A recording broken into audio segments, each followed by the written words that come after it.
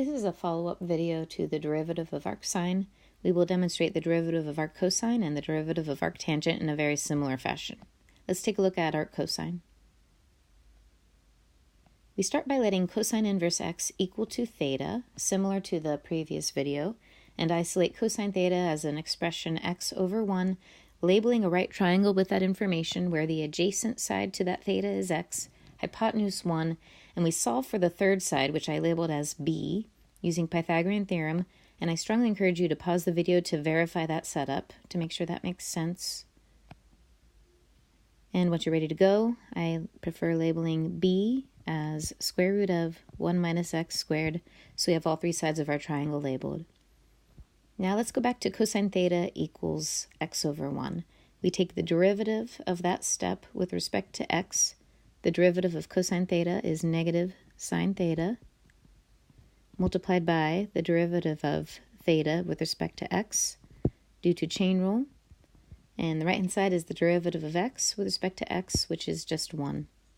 We isolate d theta dx, since we are solving for the derivative of theta. We can divide each side by the negative, or multiply by the negative, but make sure you divide each side by sine theta.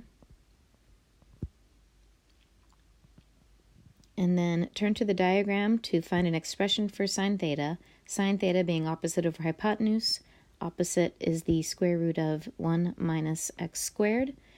And then over the ratio of 1 for the hypotenuse, and instead of dividing by 1, since I know that will not change that expression, I'm going to leave that expression as is, and replacing d theta dx with d cosine inverse x with respect to x. And there's our derivative of cosine inverse. And remember that step is true because theta is equal to cosine inverse x. If we took the derivative of the right-hand side, theta, with respect to x, that's equivalent to taking the derivative of the left-hand side, the derivative of cosine inverse x with respect to x. Let's take a look at tan inverse now.